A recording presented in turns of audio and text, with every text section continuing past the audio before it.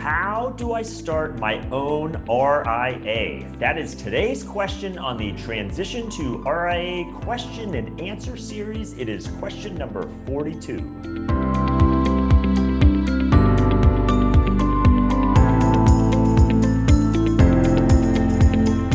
Hi, I'm Brad Wales with Transition to RIA, where I help you understand everything there is to know about why and how to transition your firm to the RIA model. So in today's question, we're going to talk about that capstone question of how do I start my own RIA? And I'll preface it by saying this video is not designed for that new financial advisor, someone just looking to enter the industry of what steps should I take to, if maybe that's the path you want to enter the industry with, is with your own RIA, which is certainly doable. But that is a whole different kind of set of decisions and pathway to consider. And so that's not what this video is addressing. This video is addressing those advisors that already have established practices, established books of business. And that's what I help with my business, is those established advisors of how to move into that RIA model with their existing practice. And so just to keep that in mind, because again, it is a different set of kind of explanations and pathways and all those sorts of things. Now, I would tell you the process of okay, how do I start my own RIA can seem rather daunting at first glance. I mean, after all, if you add up all of the various service providers you might end up selecting from or working with, from technology vendors to compliance vendors to custodians, there's literally, and then that's just to name a few, there's literally hundreds of options to be choosing from. And so that process can seem very daunting. I don't want to say overwhelming, but it is a lot of decisions that you think, oh, wow, how am I going to piece this all together? How am I going to know which of these I would need or not need? And where do I even begin with that process? And you know, what I wanted to reassure you on this video is it doesn't have to be an overwhelming process. There is an absolute way, which we're going to go through, of how you can kind of work through those steps and figure out what's best for you and your particular practice. But I would tell you, you're not alone if you're saying, okay, wow, how do I know what these options are? Or how do I know what these hundreds of different solutions are? And the reality is, because there are different approaches to the RIA model, which I'm gonna go through, and it can be very confusing as to which might be not only best for you, but just how do each of these different approaches work. And so a perfect example, I was talking to an advisor recently, and he named off 3 different firms that he was considering contacting for his particular practice, because he wanted to go into the RIA model. And he thought he was kind of comparing apples to apples, like, okay, this is the kind of approach I want to use. And so these are 3 firms that seem reasonable. So let me reach out to those folks. And the reality is, and I had to walk him through this, each of those 3 firms had very different business models. Now, he might very well want to consider each of those different business models, but how he would interact, how he would work with each of these 3 different providers was very different, and he was not aware of that at all. And I don't blame him for that, because as I frequently say, until and if you've ever, you know, as they say, looked over the fence into how a different affiliation model works, like the RIA model, and maybe you've been at, you know, a wirehouse firm your entire career, or a particular model your entire career, how would you know how a different model works? So there's nothing wrong with not understanding how it works currently if you've never taken steps to learn. There's nothing wrong with not realizing, oh, this firm has a different business model than this firm, because again, there's a lot of options out there. It can be very confusing. And again, that's a lot of what I help advisors with my firm, is helping them understand all of that. But again, you can simplify it here, and that's what we're going to do in this video here. And an example I use, again, it doesn't have to be a complicated process. And the example I would use is you do this all the time with your investor clients. How to manage their wealth, how to solve their financial planning needs, how to put their assets to work in some sort of, you know, investments, is a very complex, complicated process. Now, for advisors that have been doing it a long time, for you, it might no longer be that complex, but certainly it is complex for the investor clients that you help. Hence why they're coming to you and paying you for those services, is to have you help them simplify the complex. And so when you go to a new client, and let's say you're a financial advisor that uses mutual funds with clients, or at least some of your clients, wherever the case may be. Well, the reality is there's thousands of mutual funds out there when you consider all the fund families, the individual funds, the share classes within each of those funds. It's thousands upon thousands of options. And so that can seem overwhelming, and certainly can seem overwhelming for an investor client that's not familiar with everything. But the reality is, as you know, when you first start working with a new client, you're not immediately trying to figure out all the way, the nuanced details of, what share class should I use of a particular fund, of a particular fund family. No, that you don't jump right to that. First, of course, you have to get to know the client, get to know what their goals are, know what they're trying to accomplish, know what their current situation is. And you start, of course, with that, and you help them solve for that and determine a pathway forward. And only then can you start filling in some of these details of in this example, all the different mutual funds available to you, or asset classes, all the way down to the microscopic details of share classes. And so that's the same thing with the RIA model. You can't look and say, I have hundreds of options, and how am I supposed to pick and choose? It's let's simplify the process, just like you do with clients on that front end. Let's get you on the right path first, and then everything else starts to fall into place. So with that, something I explain to almost every advisor I'm talking to that says, hey, Brad, I'm thinking about this RIA model. Tell me more about it. And so, of course, we go over things like the economics, flexibility, all that sort of thing, dive into their practice to make sure it's a good fit for the RIA model. And then I would say at its most basic level, there are three main approaches into the RIA model you can pursue with your practice. And on one of them, there's a couple nuances of variations to it, which I'll touch on sorry, here in a little bit. But there's three main models. So again, don't worry about hundreds of choices, three models. And if you can determine which of those three models is best for you and your practice, everything else then starts to more easily fall into place as what additional steps or providers you might need to work with. So I want to go over those three on this question and answer series here today. So the first one, and I call them option one, option two, option three. I probably should come up with more catchy names for them, but it's just the easiest, simplest way to describe them. So option one is what most people always think of in the RIA model. And so that is, you go out, you start your own RIA, and there's a process for that, but you start your own RIA and you build out a team of support or service providers around your RIA. So that's everything from compliance folks to technology solutions to a custodian or custodians, plural. I've done question and answer on why you might have more than one custodian or not. But the idea is, even a custodian is a service provider to you. They are providing custody and clearance services for your clients. So again, option one, that traditional approach, is start your own RIA. Go out there and build out your network of service providers around you to provide the needed services to run an RIA. Now, I'll back up real quick. Each of these options, I should have said this before I even dove in, each of these options, the three options, there's pros and cons to each of them. And I'm very big believer in being a straight shooter and walking advisors through, okay, here's the good of this model, and here's the flip side of that coin, where, okay, here's maybe challenges with the model.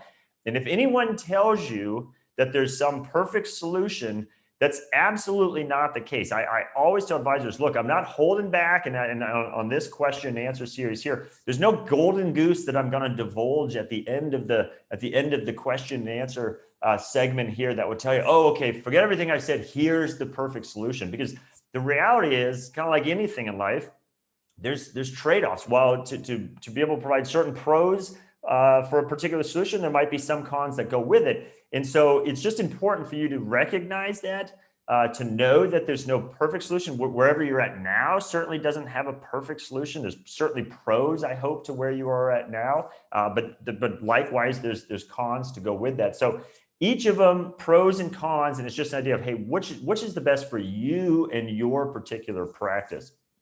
So again, option one, build out your own RIA, or start your own RIA, build out your service providers around it. The pros to that are that approach, that option will result in the highest level of compensation for you and flexibility. And what I mean by that is from a flexibility standpoint, you literally have the hundreds of choices to choose from to go out there in the marketplace and pick from those hundreds of choices and piece that together. That's going to give you the most flexibility. And likewise, because you are willing to do that yourself and do all that selection and maintain those relationships, and perhaps where there's technology involved, make sure they're integrated. Because of that, you're putting in some of that work, so you then have the highest opportunity for bottom line compensation under option one. Again, that's the most kind of traditional model. Now we're going to jump, so that's on one end of the spectrum. Now we're actually going to jump to option three, and you'll see why I skipped option two. We'll come back to that in a moment. So option one on one side. On the other end of that spectrum is an option where there are RIA platforms that you can join. Now, notice I called them platforms. I didn't say, oh, it's an RIA firm you can join, because I think oftentimes when someone thinks of, oh, I have to join an RIA, an existing RIA firm, they think of that RIA down the street that, you know, just happens to have an empty office in the corner of their complex, and they'd love to have you sit in that, and then now you've joined an RIA. And that does exist. That's an example of kind of one of the variations I referenced earlier that exists. But that's not what I'm talking about here. There are what I call B2B RIA platforms, which are essentially RIA firms that you would join as an investment advisor rep. So you are joining their RIA. It's their platform. But the reason you might do that is because they've built that out specifically for advisors like you. So these are not RIAs that themselves go out trying to generate individual investor clients directly themselves. These are platforms that have been built from the start for advisors to join, and the advisors to then go out and have their own direct relationships with clients. And keep in mind, under this option, you would retain 100% ownership of your book. You would still be able to brand your practice however you want, from a DBA name, a doing business as name. So you get a lot of the upsides of having your own RIA. But the reason you might consider this approach is they've gone out and they've built out that technology stack. They've gone out, they handle all of the compliance, all of the regulatory aspects of running the firm. They've gone out and pieced through those hundreds of options and maybe found a good TAMP solution provider. And so they've packaged all this up already for you of what they believe is best in breed approaches. And they've also taken often their scale, because these are usually multi-billion-dollar platforms. So they can go to technology vendors, for instance, and get better pricing than you could perhaps with 400 million in assets or something in that range. Just again, it's a scale game. So they've gone out and built out this platform, and their value proposition is, hey, come to us, essentially use our RA chassis, our RA platform, outsource the tech stack selection and integration, outsource all the compliance and regulatory to us.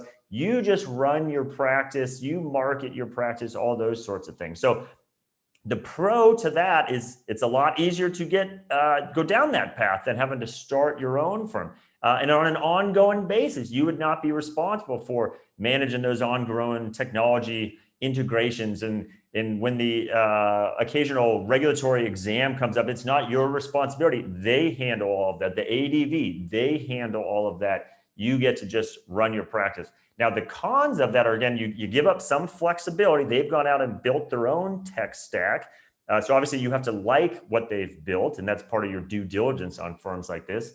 And of course, you pay them for doing all this for you. Now part of it is costs that you would have had anyway. So if you look at whatever they would look to charge you, well, keep in mind, if you did option one, you would replicate a lot of that just directly on your own. So a lot of that is just hard costs you were going to have no matter which option you went down. But with option three, you're essentially outsourcing someone else. You're paying a premium for that, but they are also taking that off of your hands for you. So pros, a lot easier. You instantly benefit perhaps from their scale, things along those lines. The cons are, again, a little less flexibility and likewise less compensation, because you're paying someone else to do it for you as opposed to doing it all yourself. Now, option two fits right in the middle of those two. And now you'll kind of understand why I jumped from one to three. So option two is where you go out start your own RIA. So you still have your own RIA. For some advisors, that's very important to them for one reason or another. However, you say, you know what, I really don't want to have to build out all these service providers myself and deal with those integrations and deal with those negotiations on pricing and contracts and all those sorts of things. So there are, and there's no kind of official industry-wide term for them, but middle office provider is kind of a term that's used out there. And those are firms specially built to say, okay, you have your own RIA, but basically outsource in one swoop a lot of that operational part of running the RIA itself. So it's things like the whole technology stack and integration and ongoing maintenance, things like the billing in your client's account. You know, perhaps it's marketing support to help you with your marketing efforts, all kinds of things, TAMP solutions already built out for you, all kinds of things that you're going to have to do as part of the RIA model, whether you're doing it yourself, whether you're option 3, you're entirely paying someone to do it. Option 2 says, hey, we will do a big chunk of that for you and in one basically outsource path. And so start your own RIA, and in one big chunk, we will do a lot of the non-client facing steps of running your own RIA. And so that can be very appealing to a number of advisors as well. And so that the pro of that, for some advisors, they adamantly want to have their own RIA for one reason or another, so that they maybe don't want to consider option 3. And it's a lot easier because again, you are outsourcing a lot of that integration, a lot of those choices. And again, you get to take advantage of their scale as well, because when they can go to the technology vendors and say, again, hey, we collectively have however many RIAs, and so how many assets, how many billions of assets that is using this particular tool, so you have to give us good pricing. And so they can get better pricing, and the idea is they pass that along to you than you arguably could get on your own. Now, the con to it, again, pros, cons to everything, is again, kind of like option 3, a little less flexibility.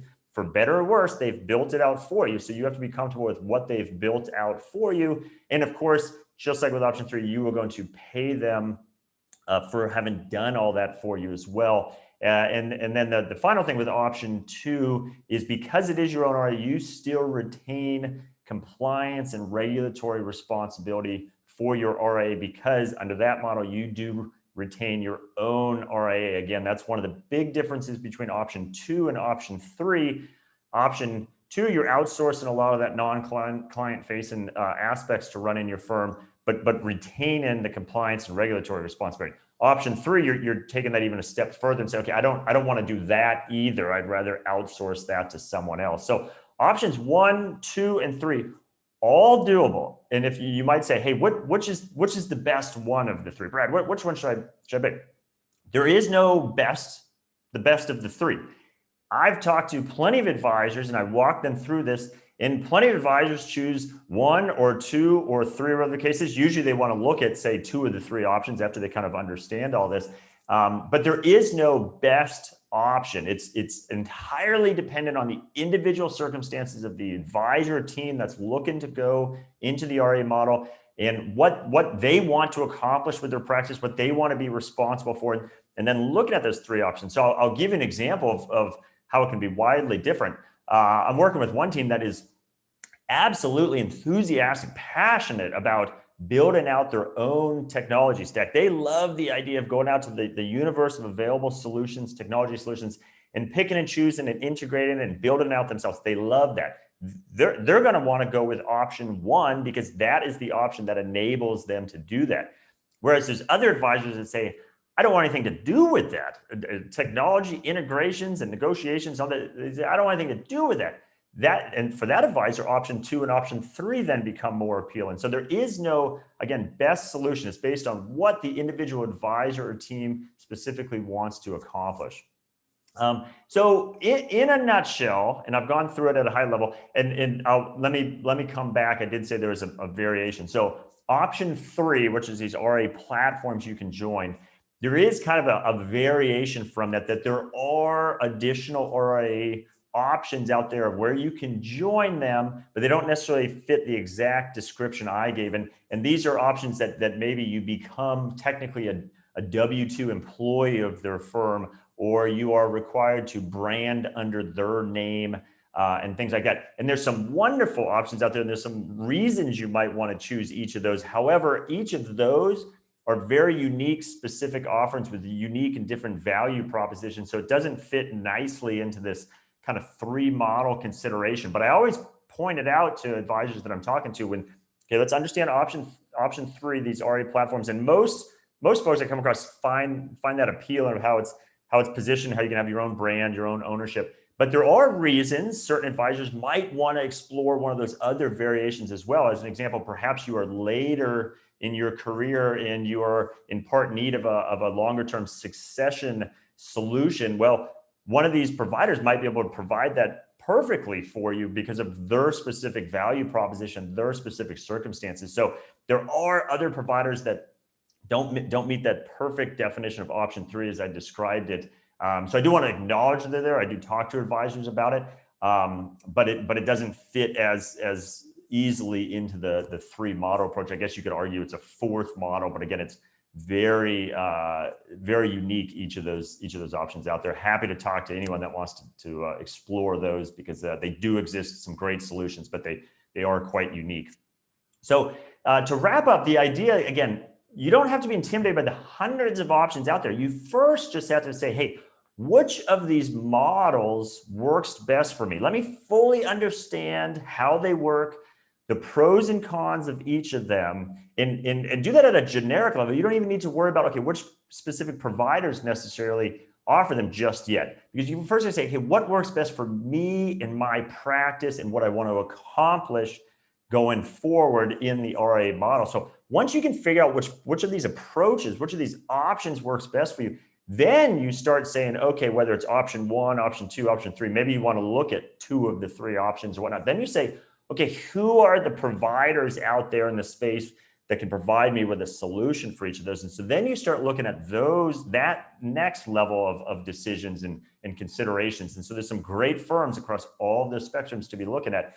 And then once you pick that, then you start filling in the final details, and depending on what path you go down, again, some of that's already done for you. So if you're going down an option 2 or an option 3, you then don't need to necessarily go and dive too much more into the technology stack conversation, because again, most all that's done for you now. And maybe there's some specific technology tool you do want to bolt on that's not being provided by option 2 or option 3. That sort of thing's still possible, but the bulk of it is already done for you. So you kind of work through these steps, and as you go through them, the decision process gets easier and easier. So what started as hundreds of choices, all of a sudden, as you can tell, we're narrowing it down and finding the solution that works best for you. So again, does not need to be a complicated process.